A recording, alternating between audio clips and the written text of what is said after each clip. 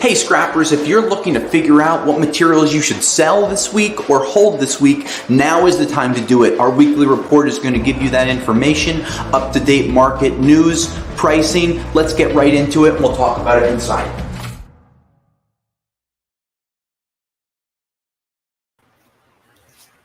Hey scrappers, Tom from iScrap. Today is the 27th of July. Hope everyone is doing well. What do we want to talk about today? I don't know. This is scrap, man. This is just changing about as rapidly as things could get. It's like reinventing the wheel at this point. I was talking to some customers when I was out in the parking lot earlier today, and they go, "Where do you think the markets are headed?" I'm like, "I don't know, man." I'm like, if I knew that answer, I'd be retired long ago, and I'd be doing this from a private studio. But the markets are super crazy right now, and that's why we tell everyone check out the app. By checking out the app and downloading it and seeing prices and posting your prices and seeing updates, that's going to give you a plethora of information. We'll kind of jump into a few things from there.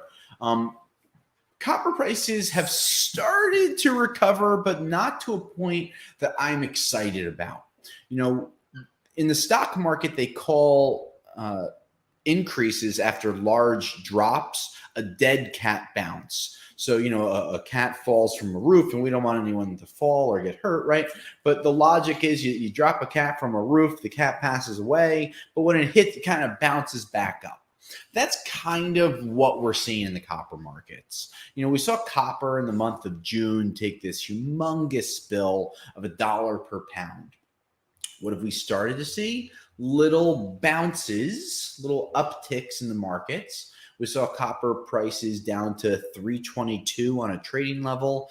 Right now it's at 342, so maybe 343, so a 20-cent swing. So that's cool. So we have seen an uptick on that, but we read users' comments. I mean, we were reading a comment this morning from a user. Where was it, Virginia? Reddit. On Reddit. Yeah. And the person was just saying, I've held my copper for the last 6 months. Is now a good time to cash in?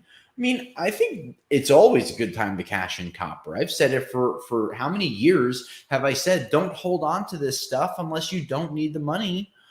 Cash it in. If you've been holding for 6 months, maybe you don't need the money, but you already missed the train and pulled out of the station. We saw those prices so incredibly high that was the time to sell. Now, that might be day late, $1 short, but the markets are still very strong. Go ahead. Well, and one of the responses somebody had was they should hold it. A tip was hold it until the end of the year to cash it in for like kids' Christmas gifts and things like that. Yeah, I mean, if you're looking to do something like that, you can always hold it as like a rainy day fund. But if you're looking at making money, holding on to things doesn't make you money when it comes to scrap. It's not like a Mickey Mantle baseball rookie card where you hold on to it and the value increases. Scrap is dictated by the world commodities markets, where the supply and demands are.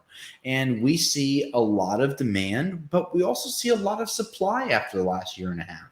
So the markets are really tricky. I was talking to another customer just the other day who said they like dealing with us here at Rockaway Recycling because we show prices, we talk about them, and they're comfortable going to different yards. And that's something that you can think about as well. Are your scrap yards a member of the iScrap app? Are they posting prices online? Are you comfortable when you go there? I left a job site this morning where the guy said to me, I know how all of you scrap guys are. You say one thing and you do another. And that's the old way of doing things. The transparent way of doing things is showing people your costs, showing people your prices, showing people how to do things. Maybe the scrapyard's not showing you the costs, right? But if they are showing you their prices, that should immediately make you a little more comfortable with them. So that should give you a better chance of selling to them, working with them long term. Because on top of tuning into our weekly reports, whether you're reading the weekly reports on the web, reading the weekly reports when they come through an app notification, reading the emails that come out with the weekly reports, watching and subscribing on YouTube so you get alerts when our videos pop up. These are all of the things that are going to help you learn more about the markets. What do we got? And also our YouTube channel, we just released a very popular and full of comment video about tips and must-haves for starting a scrapyard. So we already have 21 comments on that. So if you haven't checked that out already, you could check that out. So there's one of our new videos that we released, how to start a scrapyard. 21 people already responding, or maybe it's less than that, it's more comments.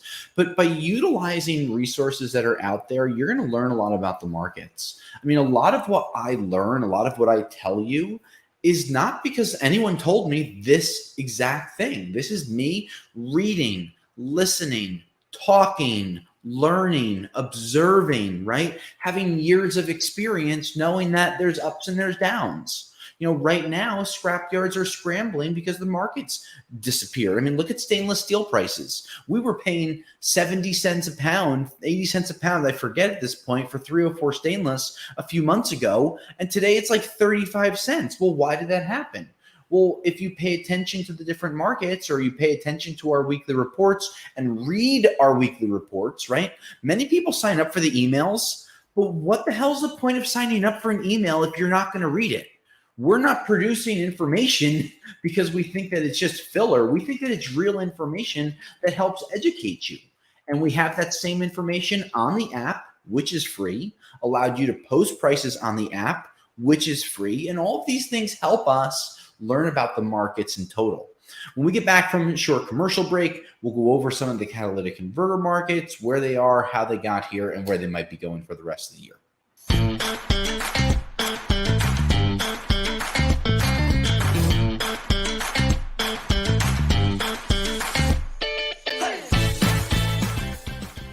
When taking pictures of your catalytic converters, there are multiple things that you want to do. Make sure while handling the catalytic converters that you're wearing gloves. But when you're taking pictures of the catalytic converters, make sure that you have a clear background underneath the cats. By taking pictures from the top down, you'll be able to send those and then flip the cat over and send both sets of pictures to the team at rrcats.com. If there are serial numbers on the catalytic converters, please take pictures of those serial numbers for quicker and more accurate quoting. If the serial number has rust on it, use a little steel wool, rub the rust off, and then take a picture of the serial number. There could be serial numbers on the shields, stamped on the cats, so make sure you send any and all pictures of those serial numbers so we can get you quoted as quickly as possible.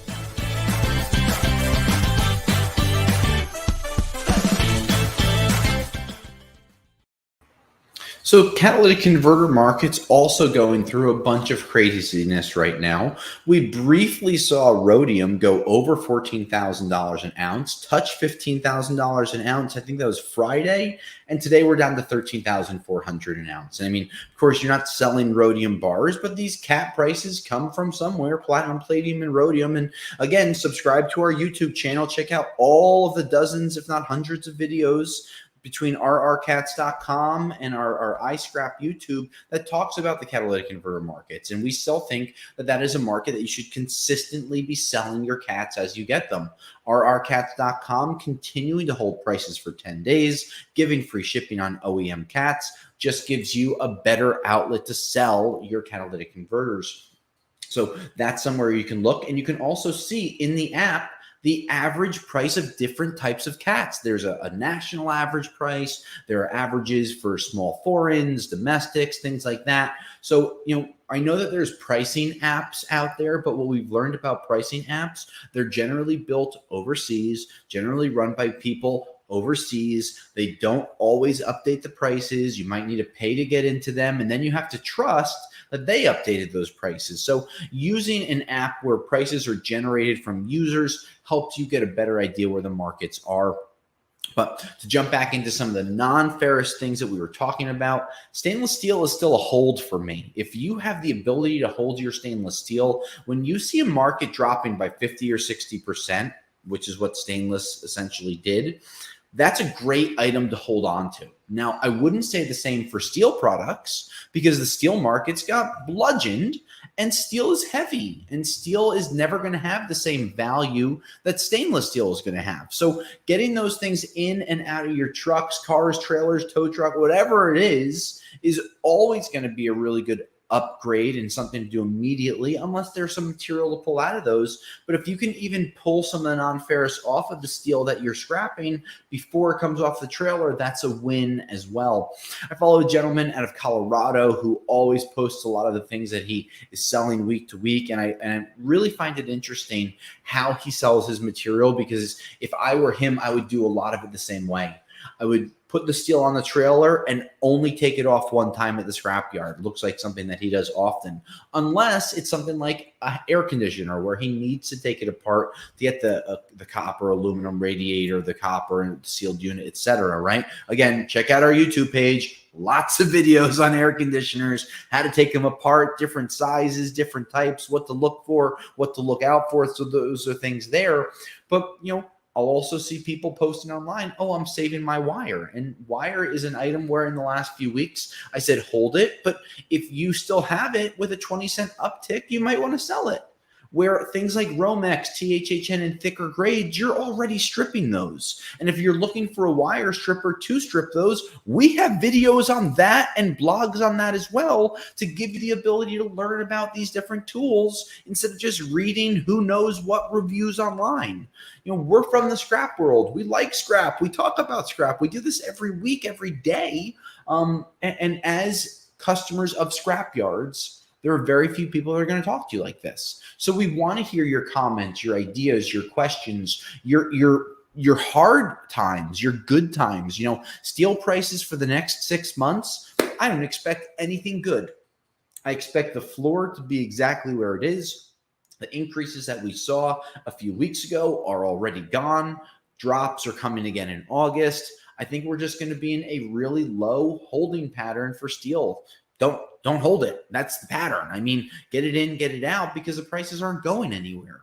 Copper, I don't know. Copper might move a little bit. We'll see. Something? Yeah. Just this week, we actually want to know if you're holding or selling your copper on our weekly report. So you could click the link below the video if you want to take the poll this week. Yeah. So on our weekly report, we have been taking little surveys from people so we can give you information on what other scrappers are doing. So clicking on the weekly report when it comes in, answering the question real quick below gives you the ability to give us some information so we can let you know, hey, 74% of scrappers are holding their copper, or whatever the number turns out to be. And you might say, wow, most people are selling. Maybe I should do that too, because we've learned more information is better. It gives you more data. It gives you more points of ideas and references. And this is how you learn, grow, and make money. So love talking to you. I know there's no return conversation other than the comments, which I do check every single week-ish. Sometimes I might skip a week because I'm traveling somewhere, but we'd love to hear from you. Love to get any leads from you, cats from you here at iScrap or rrcats.com. Love hearing about jobs that you're doing. Love to hear about what you're doing in the scrap industry. And we'll have more videos and podcasts coming out in the next few weeks. Scrappers, I'll scrap you next week. Thanks for watching this video. If you want to and you haven't already, please subscribe below for more videos or become a Patreon supporter to get more information on scrap today.